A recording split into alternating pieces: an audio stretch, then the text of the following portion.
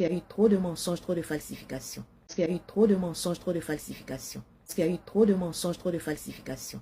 Quand vous lisez la Bible, vous les chrétiens, vous pensez que la Bible c'est fait pour les Juifs qui sont en Israël dont on parle aujourd'hui.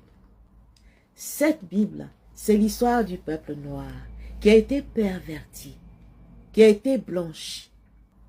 Cette Bible, c'est l'histoire du peuple noir qui a été perverti, qui a été blanchi. Tous les prophètes étaient des noirs. Tous les prophètes étaient des noirs. Tous les prophètes étaient des noirs. La mère Marie, la mère de Jésus, c'était une noire qui a été ensuite pervertie, comme on le voit aujourd'hui dans les églises. C'est pourquoi il est temps de retourner à ses sources. C'est qu'il est temps de lire les Écritures, parce que c'est ton histoire qui est là, qui a été pervertie. Donc, va retrouver les traces. Il y a quelque chose que vous devez comprendre. Le livre d'Enoch.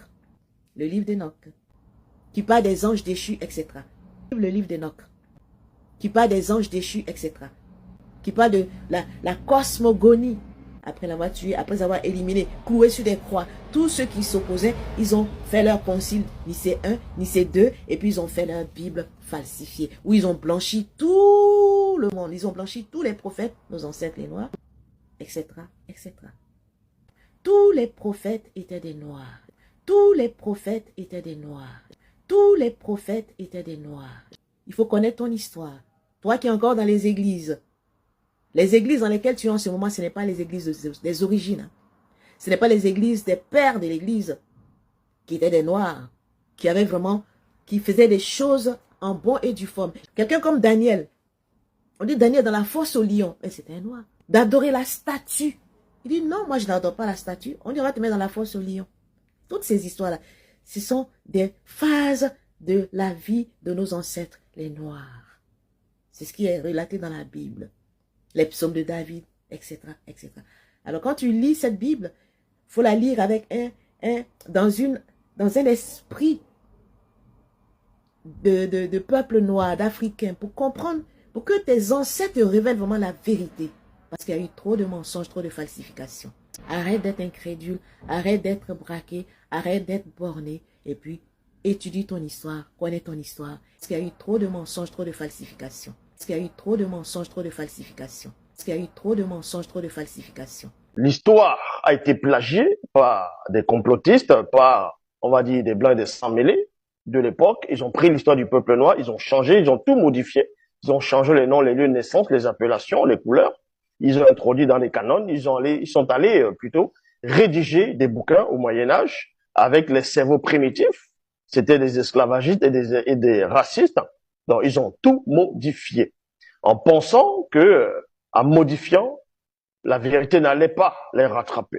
La Bible relate l'histoire du peuple noir. La Bible relate l'histoire du peuple noir. La Bible relate l'histoire du peuple noir.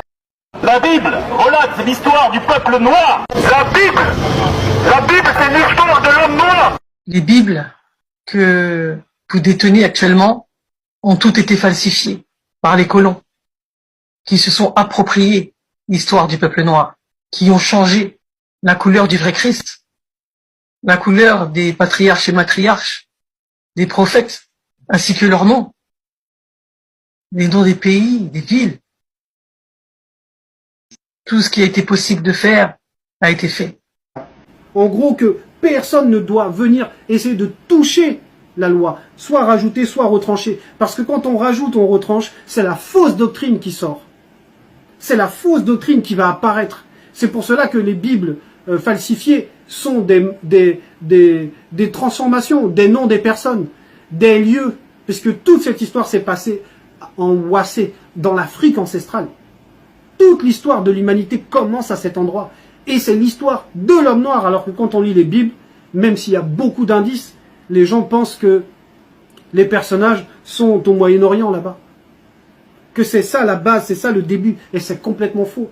Donc ils changent les noms, ils changent les lieux, ils changent des récits, ils rajoutent, puisqu'ils n'ont pas de connexion réelle avec la spiritualité, ils vont lire et traduire, on va dire, les copies des textes originaux, et ils vont tout mettre charnellement.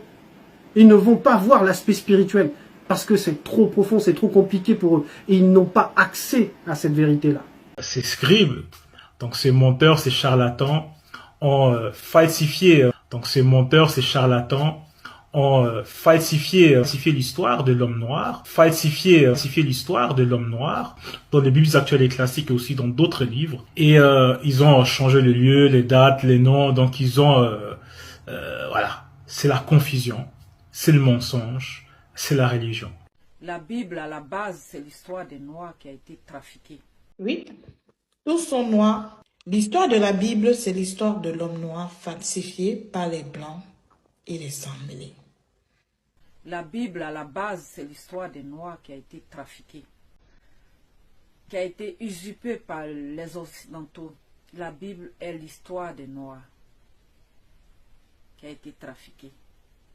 Ils ont changé les lieux de naissance. Ils ont changé le nom des patriarches. Ils ont changé aussi leur couleur.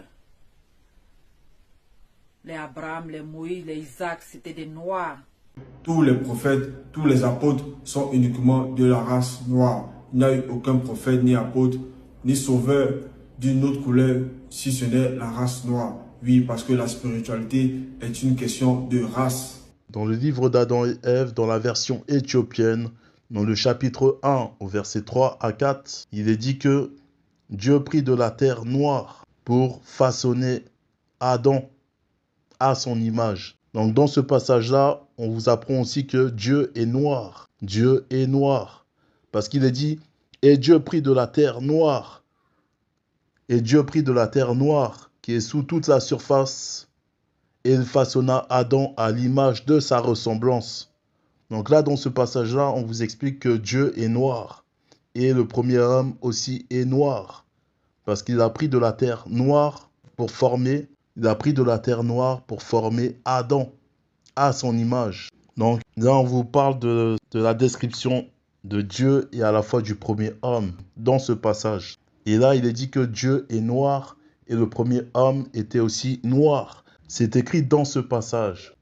Donc là, dans ce passage-là, on vous explique que celui que vous nommez Dieu est noir et le premier homme également est noir. Donc là, dans ce passage-là, dans le livre d'Adam et Ève, dans la version éthiopienne, dans le chapitre 1 au verset 3 à 4, il est dit ceci.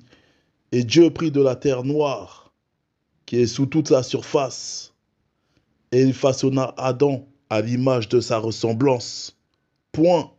Et il souffla dans ses narines un souffle de vie, et Adam devint une âme vivante, et sa peau resplendissait comme l'ébène poli. Et sa peau resplendissait comme l'ébène poli. Point. Dieu a pris de la terre noire pour former le premier homme de l'histoire. Il a pris de la terre noire. C'est écrit. C'est écrit. C'est Moto, le premier homme noir, qui a été manifesté à partir du limon de la terre, comme vous pouvez le constater. Genèse 2 au verset 7, dans la traduction Abbé Fillon, il est dit, le Seigneur Dieu forma donc l'homme du limon de la terre, et le limon, il est noir. C'est une terre noire, riche en matière organique. Et c'est à partir du limon noir de la terre que le premier homme a été manifesté dans le visible. Binding, book binding in Ethiopia. The cover, wooden board cover, as you see. Everything is made at home. So, this is 15th century manuscripts. Sometimes, it's amazing that, people in the 15th century, were they, aware of color? All the saints, even the Virgin, is painted black. Today, even today, you don't find such paintings in churches. Always, a bright color, not black color. So it has to be studied very well. This type of documents. Look. Even the evangelist, this is Matthew, and the harag or the decorations, all this, Quel privilège de vivre à l'époque des révélations. Encore une révélation haute en couleur que l'on avait reçue il y a plusieurs années déjà. Adam et Ève étaient noirs. Les premiers êtres humains qui ont été créés sur Terre étaient noirs. Eh bien, les premiers êtres créés sont noirs. c'est le peuple pour moi le plus magnifique, le plus intelligent, le plus pur, le plus authentique, ceux qui chantent, ceux qui dansent, ceux qui rient même quand ils ont presque rien à manger. Vive Adam et Ève qui sont restés depuis toujours dans les gènes de tout noir grâce à la maîtrise de la génétique.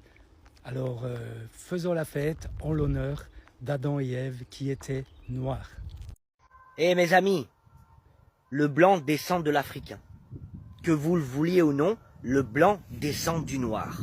Au jour d'aujourd'hui, c'est dévoilé. On a blanchi l'histoire.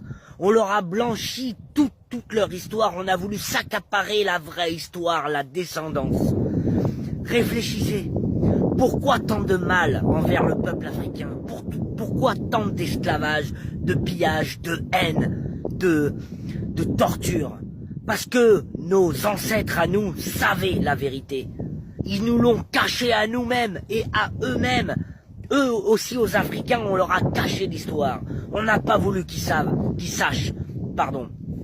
On a blanchi l'histoire, mais sachez une chose, mes amis, c'est que tout Occident, tout blanc, le commencement de la vie a commencé en Afrique et se terminera en Afrique.